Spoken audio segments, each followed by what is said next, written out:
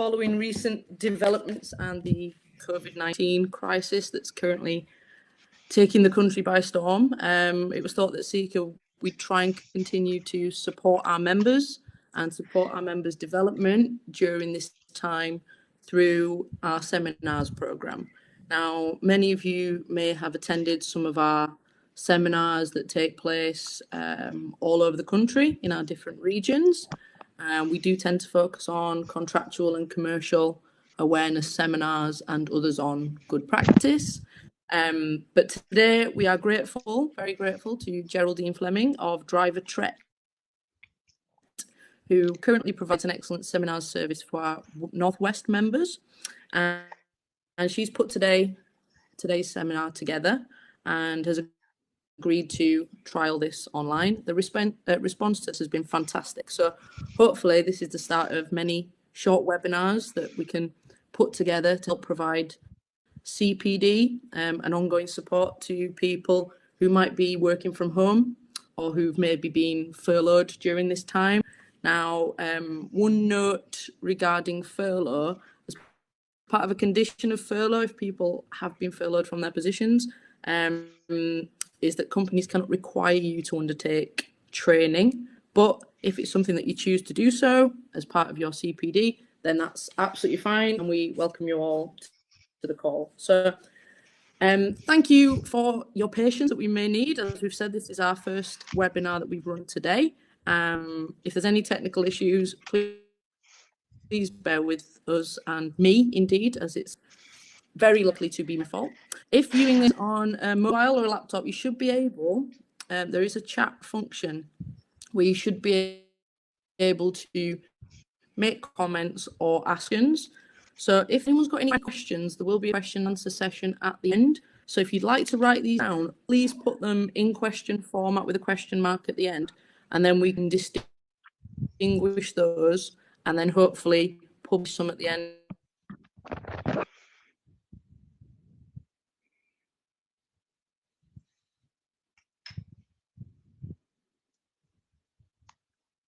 For Geraldine to on there will be a little survey at the end, just a couple of questions just about how you found the webinar itself, joining in, how relevant it's been. So if you could just take a few seconds to answer those, that would be fantastic. And also after the seminar, we will send an email along to you, and that certificate that you use just to say that you've attended, and there'll also be a feedback button on there.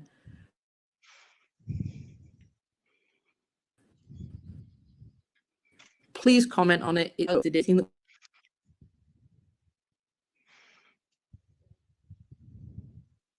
think of any topic that you're interested in the future. That would be fantastic. So thank you very much, and without further ado, I'll pass you on to Geraldine. But if anyone does have any questions, please.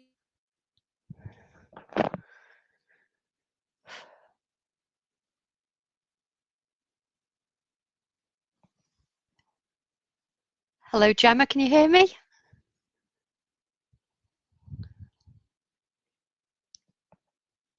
Gemma, I can't hear you. Can you still hear me?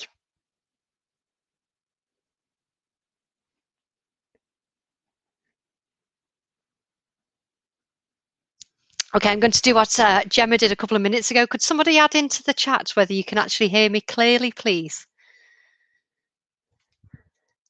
Excellent, right. I've had some yeses there from the audience. Brilliant. Okay, so hopefully everybody can see my starter screen. I want everybody to take great note of the fact that I have specifically put the date on this particular presentation, because the guidance and rules and regulations and legislation is changing all the time. Okay, so definitely 2nd of April. I'm also very glad that we didn't run this yesterday, because it might have been seen as partly an April Fool's joke. But anyway, the first few slides within the notes, they are a little bit of marketing about the firm I work for, which is Driver Tret. So hopefully you can see on the screen now that we provide support to the engineering and construction industries it serves from start to finish. So you can see there's some typical parts of the industry that we work in, such as infrastructure, marine and offshore, utilities and process and industrial. In terms of the group, we are the market leader in expert witness, planning, commercial, technical and dispute avoidance, and importantly, dispute resolution as well. We were established in 1978, stock market listed, and there's over 500 of us who work in a network of offices worldwide. There's three main parts of the business. From the left, we have driver project services, so we can effectively provide quantity surveyors, project managers and planners on the projects that you're working on if you have a short, medium or long-term need. The part of the business I work for is Driver Tret, and we effectively provide a contract advisory service, as well as commercial and contract management, planning, programming and schedule services, and then finally dispute resolution services. On the right-hand side, you can see our expert witness division, which is Dialis. We provide quantum and delay analysts in arbitration and litigation hearings. And we also have a technical division as well. And certainly one of the growing areas for our technical division over the past, probably the past year, of course, has been Grenfell related issues. If you are inspired after the seminar, you can actually download our Driver Tret Digest, and that's available either from our website or by emailing our marketing department. A little bit about me on the next slide. I am sure that I have some friends amongst the 92 of us who are on the seminar today who are also quantity surveyors, so a shout out for the quantity surveyors. Chartered quantity surveyor, I am ex-Balfour Beatty. On leaving Balfour's, I then joined a consultancy. I completed my law degree in 2002 and my solicitor's exams in 2004, and I've worked in construction claims consultancy for over 20 years. We're going to start just by having a look at some documentation that I have come across over the past couple of weeks. This has been chosen completely randomly. And I'm sure some of you within the presentation, the people that are attending, you will have seen headlines like, Michael Gove has said construction workers can go to work today, even though they aren't on the key worker list. That's straight from the Manchester Evening News. Alternatively, we've got The Guardian, 25th of March, UK construction firms split over the coronavirus shutdown. Top right-hand corner, we can see there, Business Secretary tells construction to continue critical contribution. Nice bit of alliteration there from that particular editor. Building Magazine, not so long ago, coronavirus, the major construction firms shutting their sites. And it is an enormous issue for the industry about what should they do. Should they close the sites or should they keep them open? Interestingly, I am sure that some of you in the past have actually come across this ability that we now have as citizens in the UK to sign a petition. And there is actually a petition about closing construction sites because of COVID-19. I have to admit that I wasn't so impressed by the numbers who'd actually signed up. We've only got 4,347 signatures on that particular petition. Out of interest, I'm sure some of you might want to have a guess at the petition, which is for making hedgehogs a protected species. That's one specifically for Gemma. That has had 43,000 signatures. Or making pet crime a specific offence has had over 13,000 signatures. And the one I thought was the best of all, legal rights for ancient trees, has had 5,700 signatures on it. So the petition about closing construction sites is a little bit down the scale in terms of people in the industry actually signing up to do something about whether the site should be closed or not. Looking at some government guidance next, I think probably the link that I've clicked on most hasn't been Joe Wicks, but has actually been this piece of information from the government. Now, I'm going to emphasize the words in blue. It talks about full guidance on staying at home and away from others. And certainly I have been involved in huge debates in relation to this wording. And it says in the government's own guidance, and it is still live guidance today, it says employers who have people in their offices or on site should ensure that employees are able to follow Public Health England guidelines, including, where possible, maintaining a 2-metre distance from others, washing their hands with soap and water often for at least 20 seconds, or using hand sanitizer gel if soap and water is not available. The amount of debate in the industry about the phrase where possible is extraordinary. We have a very recent campaign. I don't know whether any of you saw this yesterday on Twitter. Government UK saying anyone can get it. Coronavirus, stay home to help us save lives. And then, of course, a lot of you, I'm sure, on LinkedIn or otherwise, have seen Alok Sharma's letter from the BEIS, it's part of the government, end of March, which said, government has advised that wherever possible, again, that phraseology, people should work at home. However, we know that for many people working in construction, their job requires them to travel to their place of work. And they can continue to do so. That is consistent with the Chief Medical Officer's advice. And that really has left construction in an absolute confusion in terms of what they should do. What I will point you to are the excellent SEEKR briefings, obviously with this being a SEEKR seminar, and that is being updated. The SEEKR homepage is being updated daily with different briefings, and I've put some examples there on the screen in front of you. To give you an example of the correspondence that contractors are facing at the moment, I've put on the next screen some typical communications. On the left is a letter that admittedly I stole from Twitter. And you can see there, it talks about the advisory restrictions being not yet legally binding, construction still being a permitted activity, and we've got some reasons for that. And then it says, therefore, unless instructed to the contrary or legally required to stop, you are, as far as possible, to maintain a business as usual approach. That's a contractor to a subcontractor letter saying, carry on. On the right-hand side, we've got a letter again, main contractor to a subcontractor, effectively saying, in this particular instance, we've closed the site because of health and safety. So the two contrasting letters they couldn't be further apart. I'm not going to give guidance as to whether you should stay open or you should be closed, because effectively it's a moral rather than a contractual decision for each and every firm, and there will be different circumstances in relation to every single job.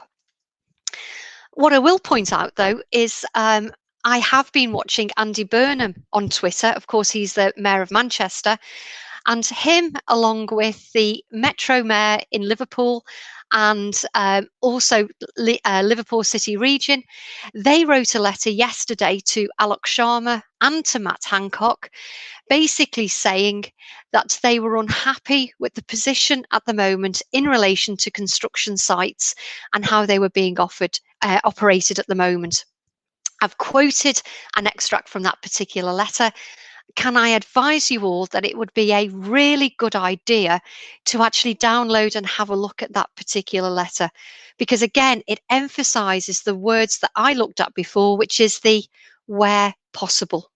Okay, so that's just a little bit of background and some of the issues that are facing the industry. So let's get down in terms of having a look at some of the particular wording that you may be coming across in some of your contracts.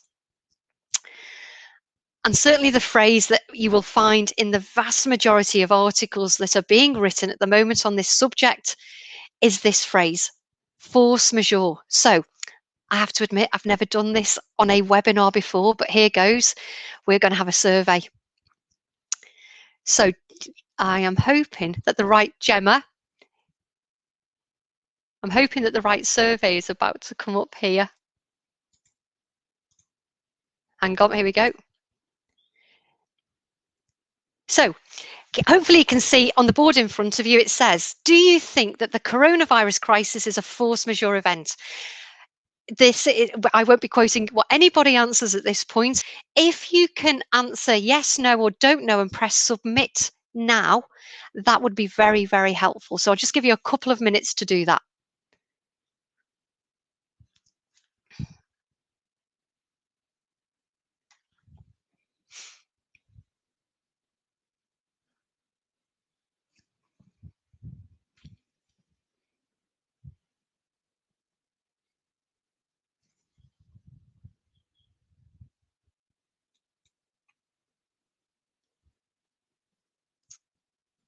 Okay, so hopefully everybody's had a go at that particular survey. I'll come back and ask Gemma in a minute what kind of results we got on that particular poll. So force majeure, let's go back. Here we go. We didn't get many people voting there. We got one. So oh, hang on, the votes are coming in.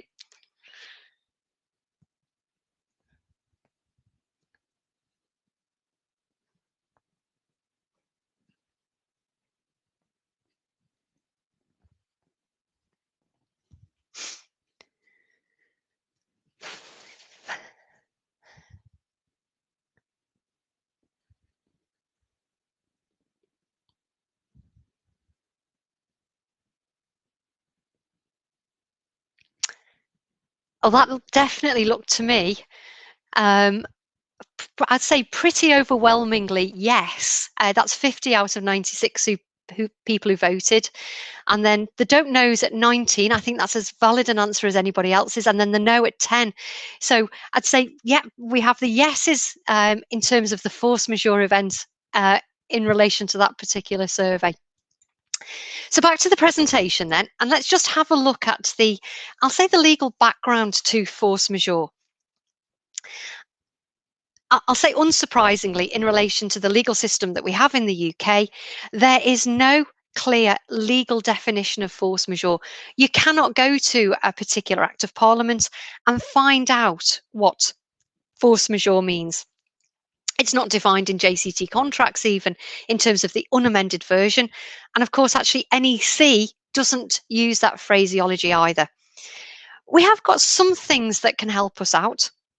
If I go back to 1920, there's a case called Lebopin and Richard Crispin and Company, which confirmed that force majeure was all circumstances independent of the will of man. And then it continued, it included that war, inundations, and epidemics are cases of force majeure. Now, this particular case, it was all about salmon fishing. So absolutely nothing to do with construction. And it was about the availability of tins to pack the salmon. In this particular case, the company were not able to successfully run the line. It was a force majeure event, so they lost. But that probably is going to be a useful definition for us. Inundations refers to flooding. It's just an old-fashioned word. I think the phrase epidemics here is useful because, of course, we're in a situation which is now a pandemic, which is a further step. Interestingly, one of my colleagues listened to a webinar a week ago, and it was given by the insurance industry. And one of the panelists in relation to this particular seminar said that it wasn't a force majeure event. I have to admit that all of the articles that I have seen on this would be hinting that this is a force majeure event. However, I will caveat it with it's going to depend on the circumstances surrounding the time that you signed your contract and what your contract actually says. One of the big legal textbooks that I'm sure is about to probably go out of print with people buying it is by Ewan McKendrick, 1995, and it's called Force Majeure and Frustration of Contract. And in that, there is this very nice quote. It says, "Thus, with some hesitation, we might say that in English law, an event will be a force majeure event if it constitutes a legal or physical restraint on the performance of the contract, whether or not occurring through human intervention, although it must not be caused by the act, negligence, omission or default of the contracting party, which is both unforeseen and irresistible." Irresistible, absolutely nothing to do with attraction, but actually here in this context, it means unavoidable and insurmountable. However, the word I want to concentrate on is actually the word unforeseen. That's so important in relation to what we're going to look at later. So, how does NEC3 deal with coronavirus? I am specifically not looking at NEC4 today. There are some little tweaks in relation to that particular update, just looking at NEC3 because I know that that is still the most commonly used contract in relation to the engineering industries. It's always nice to start with a bit of a cuddle. And of course, we have in the lovely NEC contract, clause 10.1, which says, "The employer, the contractor, the project manager, and the supervisor shall act as stated in this contract and in a spirit of mutual trust and cooperation." Those two letters I showed you before, they do not look like a spirit of mutual trust and cooperation to me in any way at all. You can see I've got part of the text in red and part of the text in blue. I haven't in this presentation gone through the case law in relation to this particular clause, but in summary, the courts have said that the bit in red is more important than the bit in blue, so that the parties, the project manager and the supervisor, shall act as stated in this contract. Very, very important to keep that in mind in relation to communications and notifications, which is what we're going to go through in relation to the next few slides. So you can see on the screen there, clause 13.7. I will read this out slowly. It says, "A notification which this contract requires is communicated separately from other communications." This is a hugely important clause, and it is quite often overlooked by both parties. When you are sending communications, you mustn't mix them up. Each compensation event notification must be sent separately from each early warning and separately from each other CE or separately from each other early warning. You cannot bundle them together. Otherwise, you will fall foul of 13.7. And importantly, you cannot bury this notification in a progress report or a program, because of course that contains other information as well. So notification in a progress report or a program is not sufficient. You need to check your contracts and make sure you're clear as to whether you can or you can't send it by email, you can or you can't send it by post or by hand, but importantly, taking notice of 13.7. Another important clause here, of course, is the early warning clause. And again, I'm sure most people who are on the seminar today are aware of the early warning clause. The contractor and the project manager can give an early warning by notifying the other as soon as either becomes aware of any matter which could increase the total of the prices, delay completion, delay meeting a key date, or impair the performance of the works in use. The contractor can give an early warning on any other matter which could increase his total cost.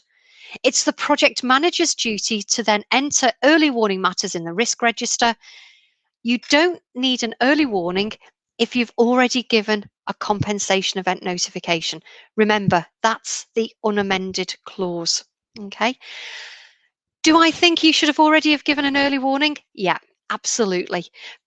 Remember, looking at the bullet points on the screen, yes, we're talking about increasing the prices and delaying completion. Don't miss out the notification about delay of a key date.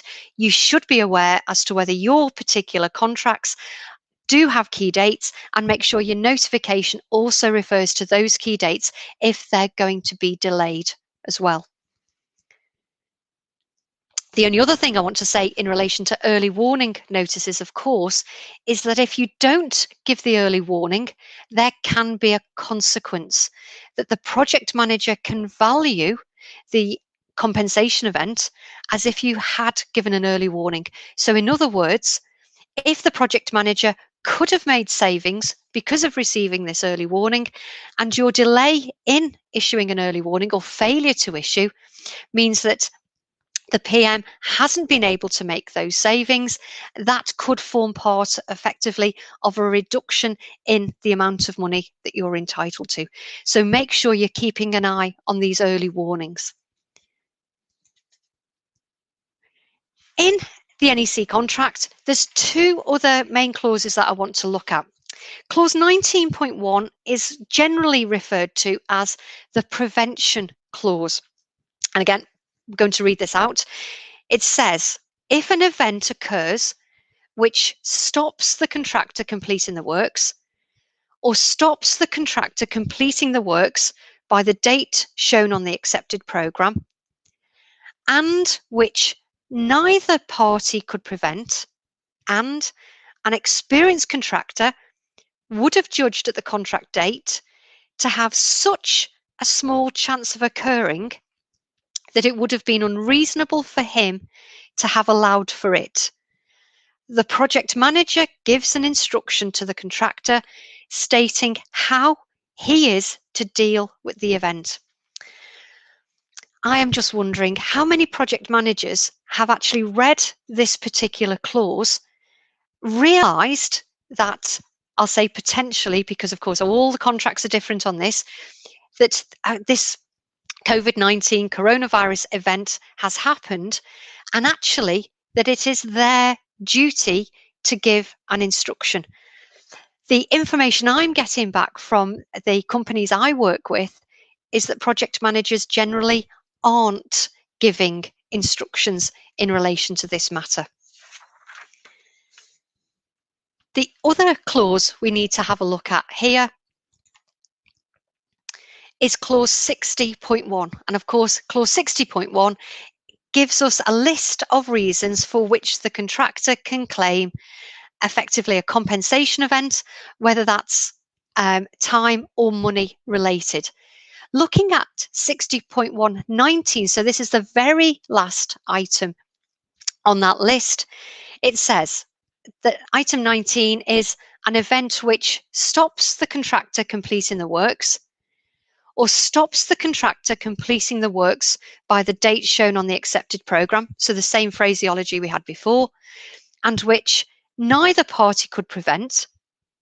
An experienced contractor would have judged at the contract date to have such a small chance of occurring that it would have been unreasonable for him to have allowed for it, and is not one of the other compensation events stated in this contract. A couple of things to point out. This event must stop the contractor completing the works. So in other words, there has to have been an effect on the programme, otherwise this doesn't come into play. Also, what I would hope that you would have in place is an accepted programme. In some instances, you may be on a project where, as a contractor, you are giving your updated programme to the project manager, and they actually aren't coming back and either critiquing it, coming up with reasons or changes, nor are they actually accepting it. As a contractor, what you must continue to do is provide those programmes in line with clause 32.2. So that would be normally monthly and whenever a compensation event happens and whenever the project manager requests a program. So you want to be in a situation where there is either an accepted program or that there should have been an accepted program, but for the project manager's failure to actually do the duty that is set out in the contract for him to do. So very much program related. I think we would probably all agree that it would have been difficult for the parties to have prevented this issue, short of almost locking people in the site for a period of time and saying, well, you're fine, it's not affecting our site. I can't imagine that any estimator at the contract date would have brought up coronavirus as an issue. But importantly, item 3 is not one of the other compensation events stated in this contract. And what I do want to point out to you is that this whole issue does not solely revolve around the prevention clause. Actually, some of the other clauses in the contract might instead be more useful to you. So for example, item 1 in that compensation event list is a project manager's instruction changing the works information. Item 2, an employer failing to give access to or use or part of the site. An instruction from the project manager to stop or not to start any work. Item 18, a breach of contract by the employer, which is not one of the other compensation events. You can see the note at the bottom there, possibly others as well. Again, you've got to look project specific and of course, look at your own individual contracts as well. Another clause that I am going to point out, though, which again has been an issue of huge debate, both internally within DriverTret and externally with our clients, has been the subject of X2. So X2.1 says, a change in the law of the country in which the site is located is a compensation event if it occurs after the contract date. The project manager may notify the contractor of a compensation event for a change in the law and instruct him to submit quotations. If the effect of a compensation event, which is a change in the law, is to reduce the total defined cost, the prices are reduced. And I'm asking almost the $1 million question there for the people who have got X2 in their contracts. Has there been a change in the law yet? So my review of the legislation, and in particular the COVID-19 Act of Parliament that has gone through, my view is that there has not been a change in the law. However, there has been lots and lots of changes in guidance. Okay, guidance in relation to the 2 meters where possible. But as it stands, I'm going to say at 1 o'clock today, because who knows what's happened in the last half an hour. As it stands today, there hasn't been a change in the law. And I will say yet, because that might well happen. That remains to be seen. Moving on to another clause that, again, I'm sure that the vast majority of people on this seminar are very, very familiar with, which is 61.3. If I was only allowed to choose one clause to look at in a seminar, it would be this one if the seminar was about NEC contracts. 61.3 says, the contractor notifies the project manager of an event which has happened or which he expects to happen as a compensation event if the contractor believes that the event is a compensation event and the project manager has not notified the event to the contractor. If the contractor does not notify a compensation event within 8 weeks of becoming aware of the event, he is not entitled to a change in the prices, the completion date, or a key date unless the event arises from the project manager or the supervisor giving an instruction, issuing a certificate, changing an earlier decision, or correcting an assumption. You can see from my beautiful red box there, almost with the flashing lights around it, this is a condition precedent clause. If you fail to give the notice, you will lose your rights to claim time and money. Also, you will have a potential exposure to liquidated damages as well. Beware, the notification period in the unamended contract is for 8 weeks. I see that changed regularly down to 4 weeks and even lower for subcontract notification as well. I also see another change, which is if you look 3 lines up from the bottom, you can see the words key date. Sometimes I see the rest of the text being deleted there, meaning that the contractor or subcontractor has a duty to notify everything, even if it is a PM decision. So you need to be aware of your specific Z clauses on this particular issue. This notification issue, certainly a question that I have got, is when did we become aware of this COVID-19 coronavirus issue? Well, certainly China was aware of it in December 19. We started seeing things in the press, probably odd news reports, maybe mid-January. Certainly by the start of March, the press coverage was certainly gaining momentum. The World Health Organization on the 11th of March 2020 made an announcement that this was a pandemic. I have to say that that is a key date for me. The Prime Minister started the briefings on the 16th of March 2020, and of course we had the Prime Minister's address at 8:30 p.m. on Monday the 23rd of March. I would want all of you to look at every single contract that you or your firms are involved in and check the notice and ask yourselves the question, have you already failed to notify in time? I would imagine that for the jobs that you're currently working on, I think probably you will have done the notification.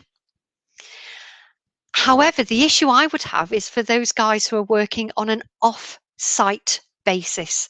So in other words, maybe you're doing design off-site before you start on the site. Did you give the notices there? Now, I have just spotted a really good question, and it's a good one to answer at this point. Somebody has asked, does an early warning notice constitute a 61.3 notice? My answer to that is absolutely not. An early warning notice is completely different from a 61.3 notice. So if I look in hindsight in relation to where we are now, I would have hoped that you would have issued an early warning notice. I'm going to say 11th of March, maybe a couple of days afterwards.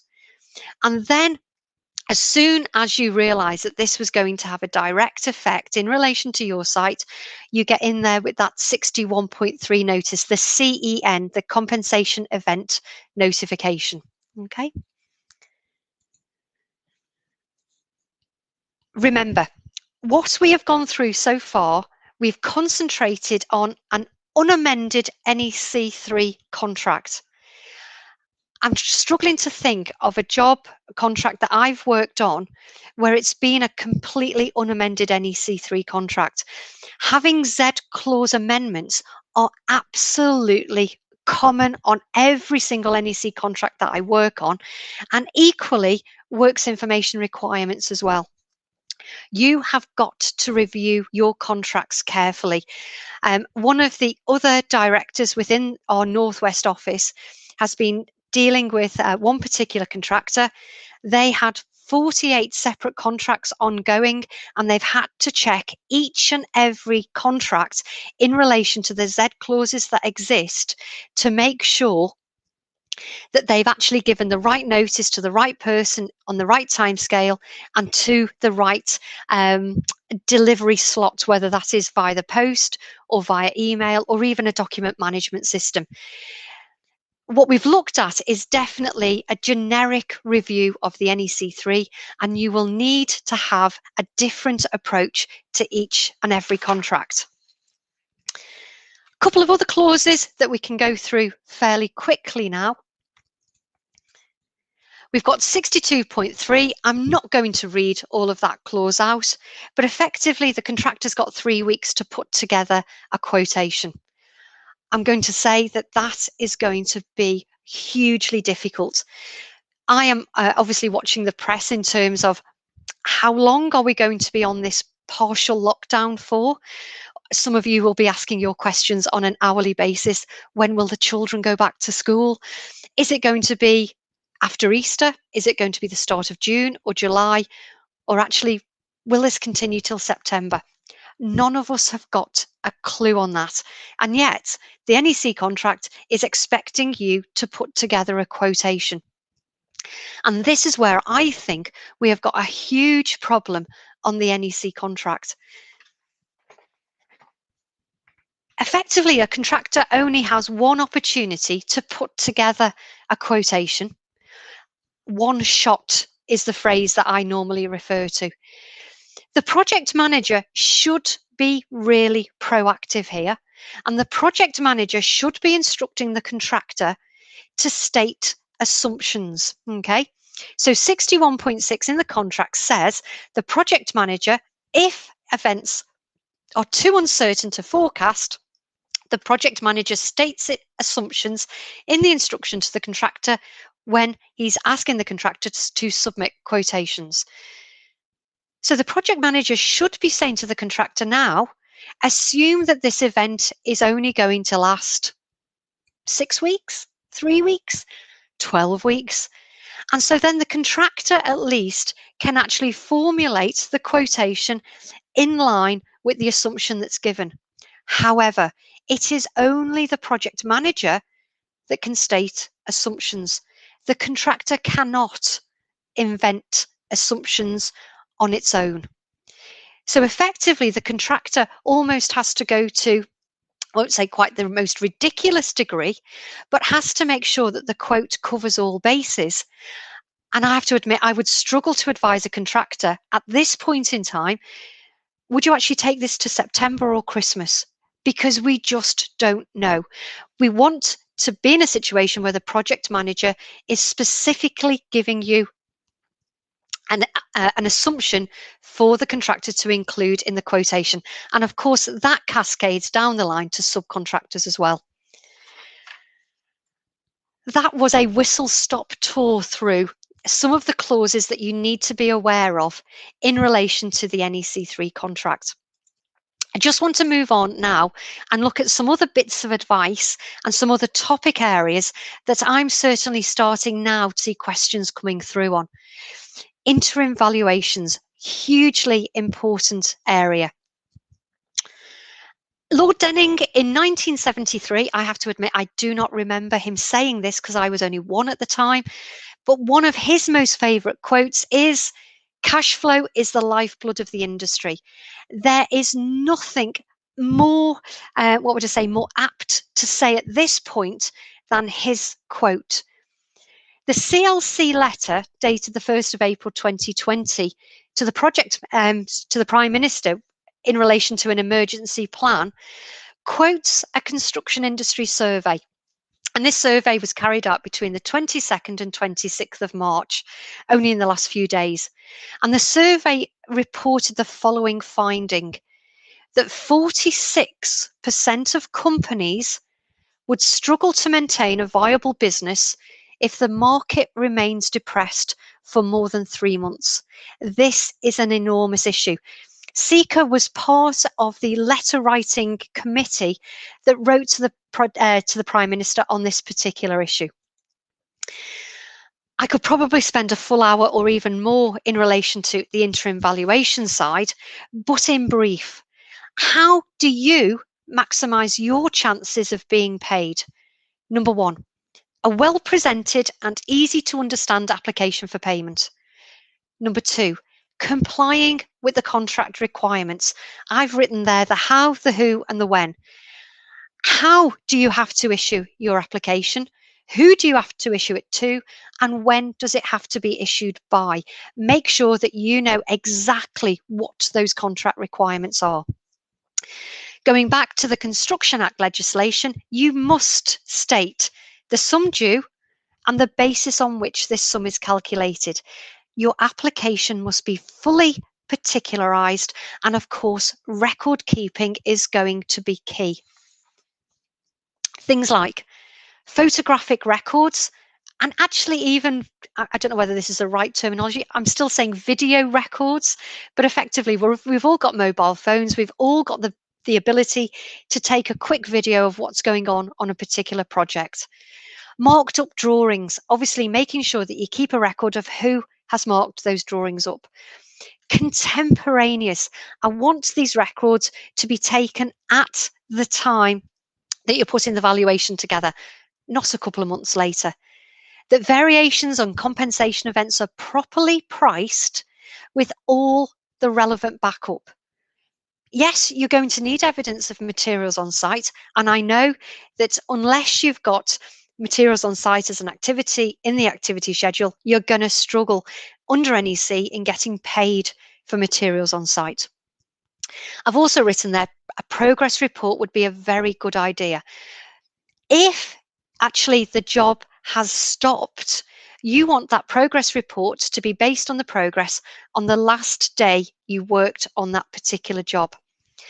I'm thinking further ahead in relation to this issue, and I'm thinking that some employers on some jobs might decide that if this issue continues, the right way to proceed is actually to terminate the contract. That could be their decision, or it could be because the actual particular employer has become insolvent as well. So you want to make this interim valuation absolutely perfect and detail everything. Pricing new contracts. Not just, however, pricing new contracts, but also the contracts or the quotations that you've given over the last couple of months that are still sat there on employers' desks or on main contractors' desks. We need to think about those in particular. If we think back to early on in today's webinar, I referred to that textbook from 1995 on force majeure, and it used the phrase unforeseen. I think we'd all agree, as at the 2nd of April, coronavirus is absolutely foreseen, although I don't think we quite understand the ramifications of it for us personally or for our companies as yet. But for contracts that you haven't entered into yet, coronavirus is not unforeseen. So one of the jobs I did for a subcontractor, actually it was 2 weeks ago now, this particular guy phoned me up and he said, I'm about to sign a contract, but I'm getting very concerned about the issue of coronavirus. What do I need to do? And I amended this particular contract for him so that in the event that the job did proceed, but it proceeded on a much slower basis, or there was a suspension period, that he was entitled to claim both time and money in relation to the coronavirus issue. Without those specific changes, he wouldn't be able to claim force majeure or prevention at all. So quotations that you have given since, and I'm still struggling with that date, I'm thinking 11th of March, maybe the 16th of March at the very latest, but possibly even January. These quotes have been given in the knowledge of coronavirus, and you would therefore be precluded from claiming prevention or force majeure. Caveating any quotations that you do from now on, checking your terms and conditions, your own terms and conditions, so that if I think of a typical main contractor, you've got potentially your own set of preferred Z clauses up the line. You've got Z clauses down the line to your subbies, and you've got your supply contracts as well. All of those have to be looked at. And also reviewing contracts that you have not yet signed and returned as well. So potentially those that you've sent out and you've got a contract on your desk, all those need to be looked at. A very quick checklist. So some of the issues that I would want you to consider at the moment. And I've already said the first one about 8 times on this particular webinar: review your contracts. Identify which clauses give entitlement to extensions of time and additional cost entitlements. I've specifically split that out here because a very common Z clause amendment to 19.1 and 60.1 brackets 19 is to confirm that actually the contractor can only claim time and not money. So you all need to know what you have signed in the past. Decide what clauses you're going to rely on. Do not jump straight into prevention, force majeure. I've given you some examples of other clauses within NEC that you can look at, project manager's instructions, etc. However, you need to look at your own particular contracts and how they apply in the particular circumstances. Make sure you give the required notices. I'm talking here about the early warning, which is different from the compensation event notice. And I'm also talking about your applications for payment and payment notices as well. Make sure that they are sent using the stated contractual method. Email, post, recorded delivery, hand, document management system. Every contract is different. Get the timing right. Notices normally have to be served in a strict timescale, 61.3, 8 weeks, but often amended down to 4 weeks. Giving the required detail. Sometimes that might mean quoting clause numbers. It might also mean confirming the steps that you're taking to minimize delay as well. And my final main slide here, record keeping. It is hugely important. You need to consider this separately in relation to both time and cost. Now, one of my colleagues, Mike Lynn, has actually produced a really good document on record keeping, and he's split the types of records that he would want to see in relation to time and cost. If you email me after the seminar, either Mike or myself will email you those record keeping documents. And that, Gemma, is me done. Gosh, 54 minutes there, non-stop, not taking a breath. But I can see we have some questions. I'm hoping Gemma is there. No, maybe not. Okay, well, I'm going to have a go at reading these questions myself. So let's see. Don't know whether I can actually bring this. Oh, here we go. Questions. Right, let's see if I can flick this across. Show question list. Here we go. If I go to moderate it. No, I'm not quite sure whether... Can you hear me? I can hear you loud and clear now, Gemma. Excellent. Yes, the questions I think have come through. They're a little bit long, so they're not popping up on the question mode, but I'll just read them through. Okay, so great. We have one question. What would happen if a contractor's employees are working from home and a subcontractor submits his notices or applications for payment via post to their office, but there's no one there to pick it up?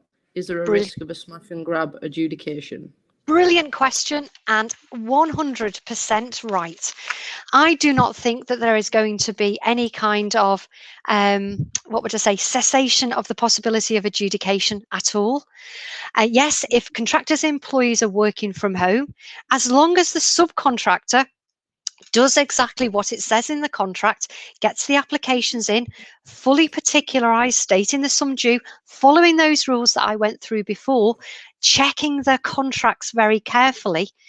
And if the contractor's employees are working from home, but the contract says that the applications must be sent by post, then yes, the contractor has got a problem there. Of course, there would be nothing to stop the contractor writing to the subcontractor now and saying, I also need your applications by email as well. Of course, that wouldn't be a contractual requirement. I would say most subcontractors probably would comply with that. There is a huge risk of smash and grab. I was on a call earlier with a contractor.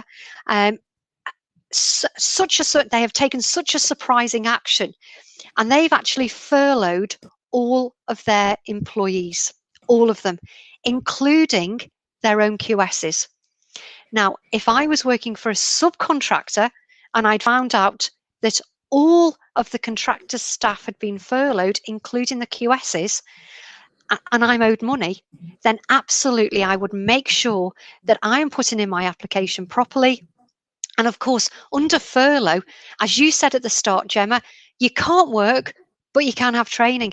So actually the contractor's employees couldn't respond to those applications for payment unless they were taken off furlough. So yeah, absolutely huge issue.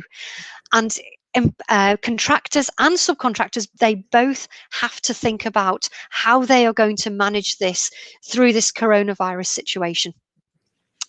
I think the next question down, Gemma, is pretty much the same. Yeah, so the working area. Again, a question that I have seen come up quite a few times as well.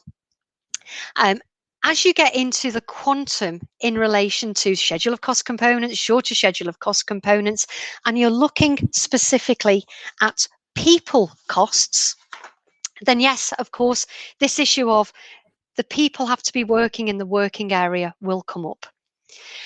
Of course, there is nothing to stop a client and a contractor, or a contractor and a subcontractor, agreeing to extend that working area. That can be done by agreement. And I am aware of at least one client who has done that. However, they still have to prove that they are working as well. Okay, so I'm seeing this potentially more in relation to an option C than an option A situation. It's only going to be done, however, where the client extends the working area. And whilst I've got one example of that, actually, I'm just wondering how many clients will actually extend the working area in this situation. The sitting at home part of the question, I think they will have to prove that they are actually working on that particular project. Otherwise, there will be trouble ahead in terms of the evaluation of the particular issues. Okay, we have another question coming. Okay, right. Not NEC, but can a contractor rely on force majeure to close a site to subcontract works despite the potential for updated site operating procedures to mitigate current risks being implemented? So I am aware of a couple of main contractors who've actually taken the decision just to close the site maybe for 48 hours, and we're looking at it being reopened once they've enhanced, I'm going to say particularly the welfare, the canteen, the toileting, hand sanitizers areas, to enable actually a more safer working practice to come into play. Relying on force majeure, it's going to depend on the particular circumstances. So in relation to my scenario there with the 48 hours, I'm going to say probably yes, but it's going to depend on your own contracts. In relation to having to mitigate going forward, I just wonder whether that's possible to actually mitigate to that extent to meet site operating procedures. Remember that site operating procedures are still guidance. They aren't in relation to what the government is putting on the website at the moment. It's still in the guidance category. And remember, we looked at the phrase where possible. So if a contractor or subcontractor said, right, I'm closing the site because of the site operating procedures, I actually would see that the subcontractor potentially would be able to claim not necessarily force majeure, but almost an inability to give access for the subcontractor to do the works. I think that is another pickle of a scenario that people can get into as well. Okay. Okay. Excellent. The only other question we've got a couple more on here. I can see, Gemma, the one about the slides. Anybody who wants a copy of the slides, yes. Again, if they want to email me, I am very happy to send a copy of the slides out to them. I will bring up my email address at the end. That's fine, yeah. I've also got everyone's contact details, so if they want to get in touch, then I'm quite happy to send a PDF, obviously, of the slides to people. Okay, that's fine. Great. Okay. Great one. Following on from this topic of post, I ordered some items online recently, and even next day delivery is taking a month to arrive. How would a subcontractor or contractor be affected if notices arrive late through no fault of their own, and how would this be proven? Again, another great question. My Amazon Prime isn't quite being so prime at the moment. A couple of things to think about here. You've got to be able to look at the received. When you're looking at this whole issue of payments, normally it revolves around the word being received. If I was sat there advising a subby against a contractor or a contractor against the client in that particular instance, I would almost go for a belt and braces approach. So absolutely, I would send the application by email. I would also send it by normal post, and I would send it by recorded delivery as well. The view I'm taking on this is actually it's the couriers that are a little bit slower. I'm not really sure how the post is holding up, because as far as I'm aware, the postal system is operating as normal. But I would want to do it on the basis of they've got it by email, they've got it by post, and it's also been sent recorded delivery. So in relation to the notices specifically there, so moving on away from payment and onto the notices, I mean, it's very strict. In the NEC contract, 61.3 talks about this 8-week period, which again is often reduced to 4. The notice has to get there. So again, if you do that by email, post,